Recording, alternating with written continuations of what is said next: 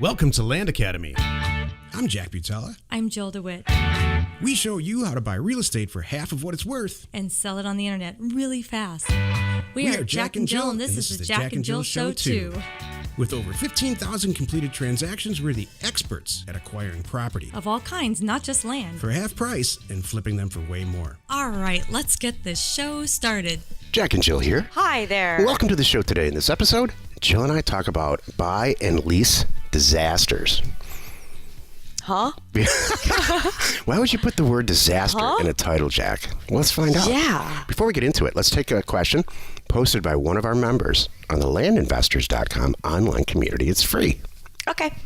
Bryan.E. asks, I have a great parcel in with two very anxious buyers ready to snatch it up. I like where this is going. Yeah.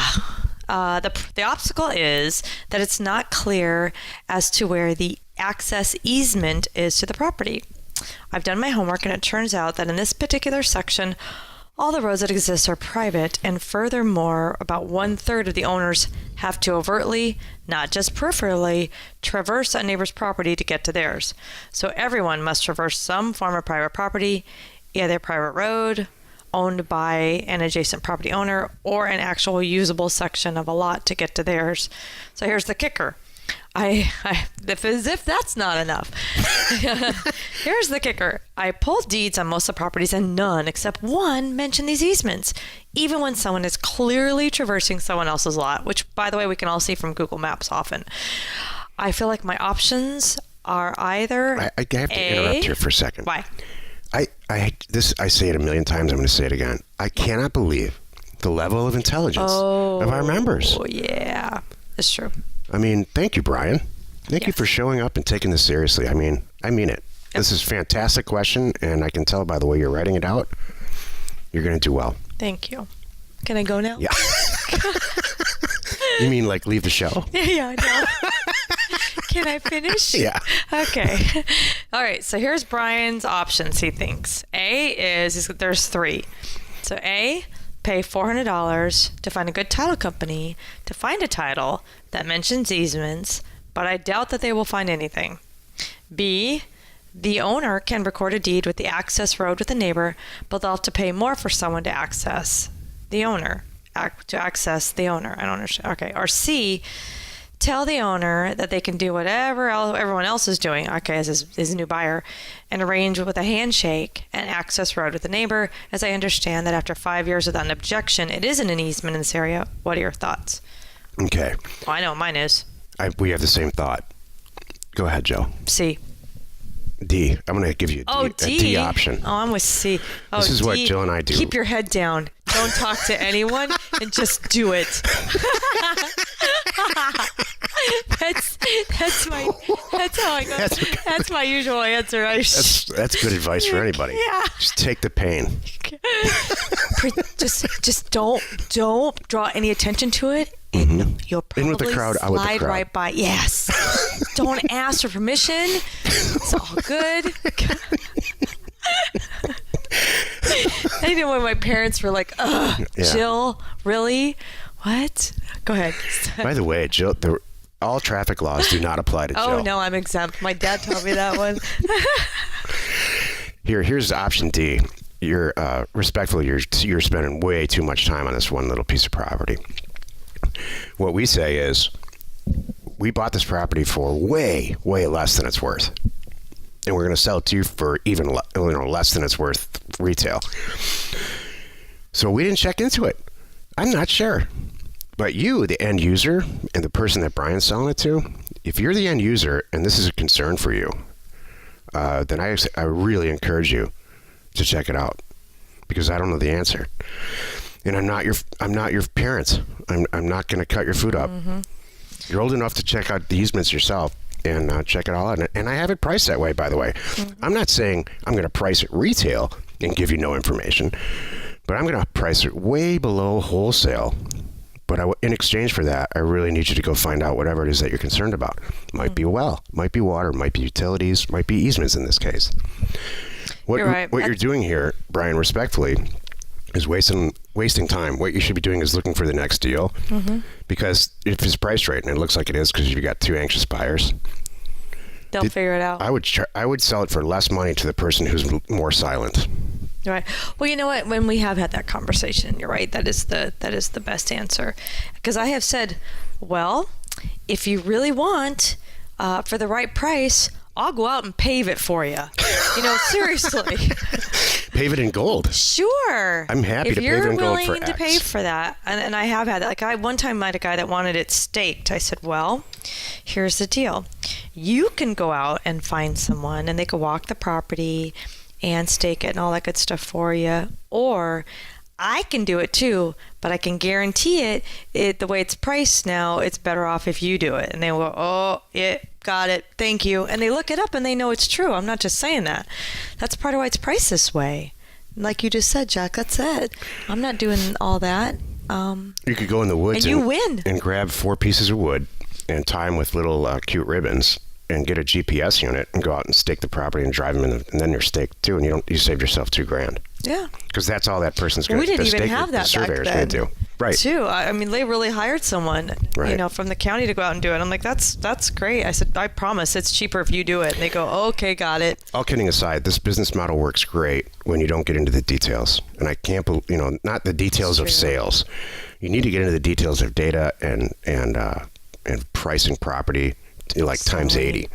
But when it comes to, hey, take my hand and hold my hand and let's find out forget about all Can that. I park in? I know it says 6 months, but I want to be there for 6 months and a week with my RV. Is the county going to come find me for that extra 7 days? Yeah. That is not the conversation you ever should be having with your buyer. Just move to the next deal and move to the next buyer. Yep. Because that's the beauty, all kidding aside, of buying property for half of what it's worth. Well, and I hate to say it, but this is our business. We're wholesalers. We're not here selling to the end user. I'm not going to spend that much time. I want to move the deals and move on, and not, and that's it. We're here for quantity. So think of 2 65 Mustangs, 2 classic cars, right? And they're sitting right next to each other, and one of them's completely done, and the owner's going to throw you the keys, but he wants $30,000. And you're gonna put the top down, turn the key, the engine's gonna go, and you're gonna be the envy of all your friends, and people are gonna chase you down the street. The car's so beautiful. Old bald men, by the way, Yeah. because those are the people that are interested in that car, not young pretty girls. And the second car, the thing's falling apart, and he's throwing you the keys, and it only costs $5,000, but there's a ton of stuff to do it, and you're probably a good 6 to 8 months away from having that, what I just described a couple seconds ago, driving down the street and being the envy of everybody. Are you going to spend what's your personality type? Do you want to spend $30,000 or $5,000? I'm a $30,000 person when it comes to this. But in my business, I'm a $5,000 person, and I don't expect, if I go to the $5,000 car owner and say, well, the brakes don't even work on this car. Yeah. That's why it's $5,000. Exactly. Hello. That's what's going on here, Brian. The top's broken. No kidding. You can't kidding. have it all. Yeah. You cannot have it all at the same time. You just can't. Exactly. So if you want to have price property, there may or may not be stuff that needs to be addressed. Mm-hmm. If you have and it's not your job. Oh, sorry. Go ahead. No, you're good. No. I wasn't quite done with my rant. I'm sorry. Keep going. Go ahead, Joe. This is Jack. This is Jack on Dayquil. I know. Day 2, Jack on Dayquil, and it's getting funnier. I have not had I a can't wait cold. to see how day 3's like. He's gonna be like, sure, take it. I don't care. What company? That's why these shows are like an hour and a half instead of 20 minutes. What the heck? This is What hilarious. company? What company? I don't know. What's your name? Yeah. Oh, it's Sure, Jill? you can have it. I don't know. Why are you in my house? Exactly. If you have a question or you want to be on the show, reach out to either one of us on landinvestors.com.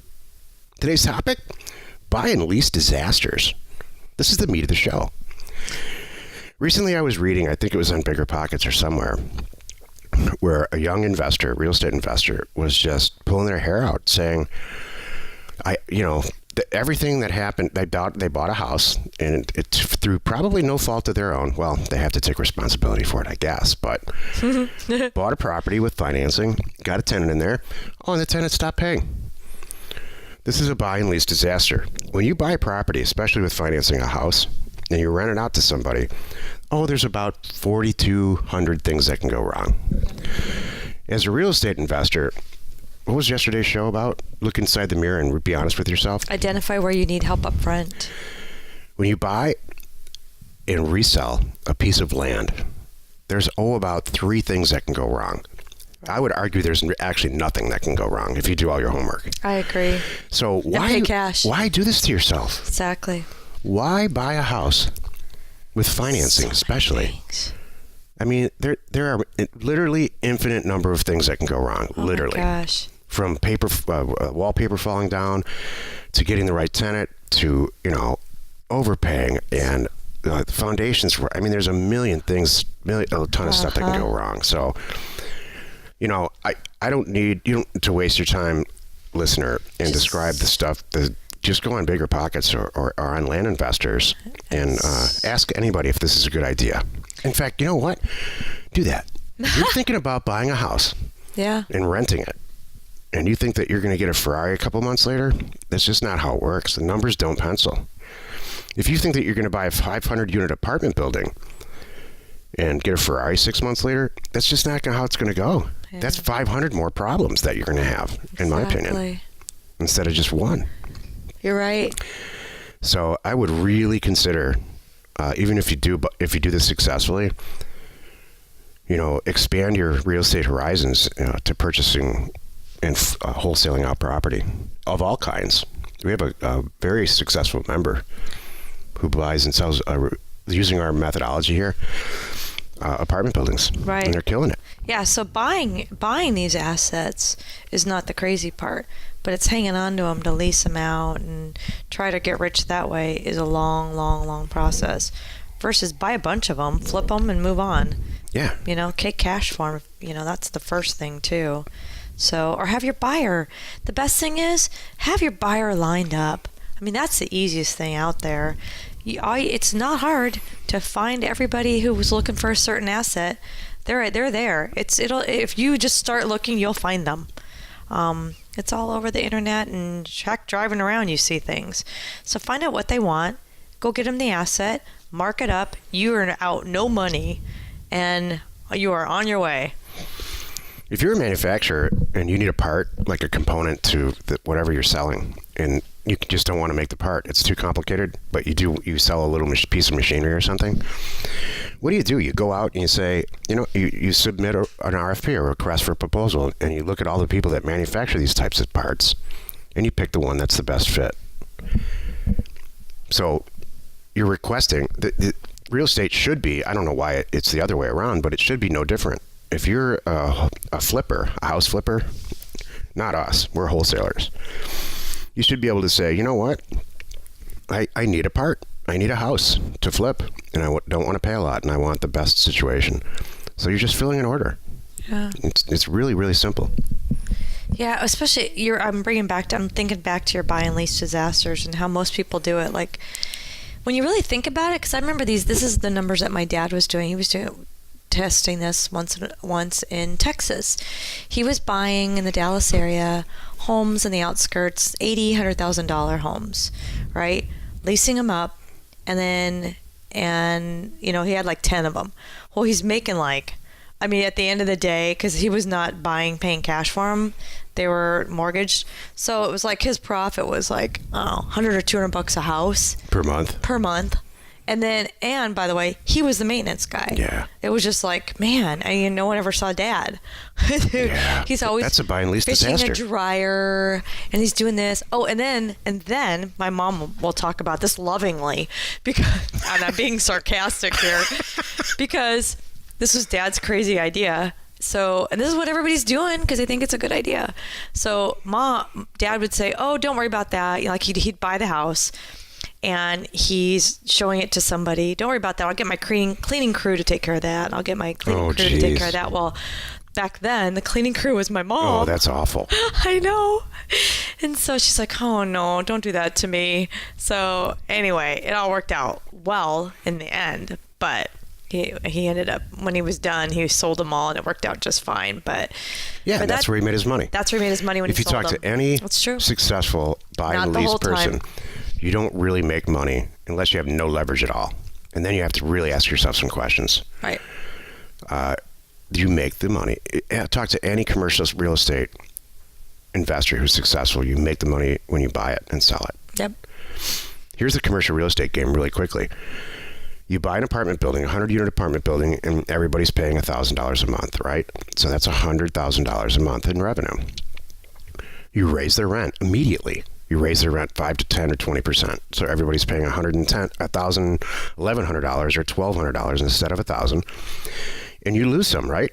Some people just say, you know what? I'm not paying. And they move out. Very few, by the way. And everybody argues about it, and they forget about it 2 weeks later. Now the property on a capitalization rate is worth a lot more. Mm-hmm.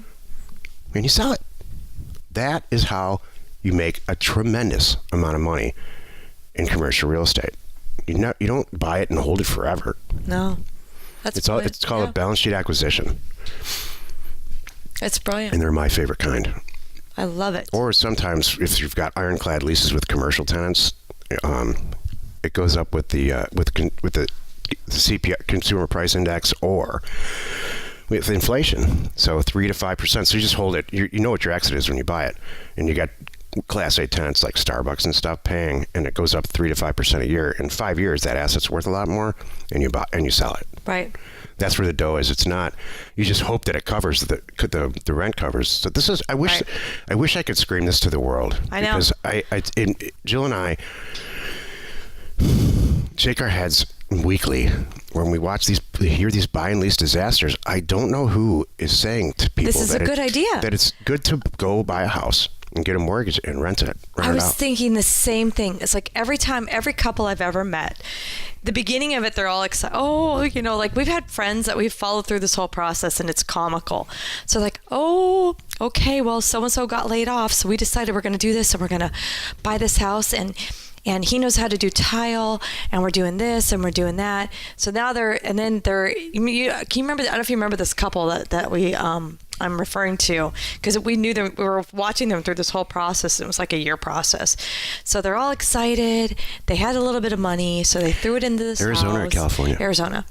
And they were friends of friends. We met at a party, and I remember Oh my gosh, I do remember this. And it was so funny because one of them was laid off, and so she was still paying the bills I with do her know. day I job, remember right? this, yeah. So he was going in doing all the renovating. They're thinking this is a good idea. They have all this enthusiasm, right? Well, then a couple months go by, and we see him at this party again. I remember this. We should call him and have him on the show. It's the funniest thing. The level of enthusiasm that kept going. Well, this went wrong. That went wrong. This took 6 weeks longer than we thought. We're now out of money. We called our parents, and then all the way through and then at the end, when they're like, I think either they moved in. I don't know if they leased it out. They might have had to move in it because that was the only option. Fiery ball of tragedy. But it was like, hey, how's that thing going? How's your renovation, your flip going? They're like, oh God. It was like, you just asked about someone who just passed on was their reaction. And I'm like, but you're right, Jack, going into it, I don't know who's telling everyone that this is a really good idea. Because it's not. And you talk to people that do it, and man, I mean, kudos for anybody who's made money doing it. But you can make money. You can. We have another friend. His name's Dennis. We sell a lot of houses to him, and I asked him why. There's a few. What's the difference between you and everybody else? And you know what he says? What? Well, I buy the houses so cheap. Yeah. And I do as little as possible. Wrong. That's true. Yeah, you're right. I don't get all wrapped up in new making appliances. It beautiful. Yeah, I do as little as possible. Right. And then I sell it for a rational amount of money and just keep doing it over and over again. Yeah, Dennis doesn't lease them out. He sells them. Right. So that's a difference too. And he's a real estate agent, so he really looks at the numbers. He does. He's a numbers guy. He cuts out as much as he can. He pays cash for everything. Yeah, you know what? Maybe that's it. You know what? Maybe that's the difference, because these couples go into it like it's a project. It's going to bring our marriage closer together. No. Oh, let's have a baby. Yeah. Or let's renovate a house together. Let's have a baby. Get closer. That kind of a thing. We're going to do this because we're going to do it together. We get to spend some quality time together in Lowe's. Or babies are us. There we go. Or both. Hey, then I got pregnant during it. Isn't this great? Could you imagine? That's the show I want to watch. How come nobody does that kind of a show? Yeah. We should do that. I want a show showing they're all excited and then showing, then somebody gets pregnant and then they get kicked. Here's the name of the show. They can't pay their own mortgage. Here's the name of the show. Barefoot and Pregnant Renovators. Yes. That's it. That I will watch. That's the one I want to. Oh my gosh, we just lost half of the 6 people that listen to the show. I hope we just successfully dispelled some of the wonderful whatever, so you know that there's a lot of things that can go wrong. Do yourself a favor and please consider buying a piece of property for half of what it's worth and selling it for just a little bit more over and over and over again. Join us in the next episode where we discuss putting yourself in charge. And we answer Avery's question about using social media to sell property. You are not alone in your social media marketing ambition. All right, Jacked Up Jack is awesome. Really? Yeah.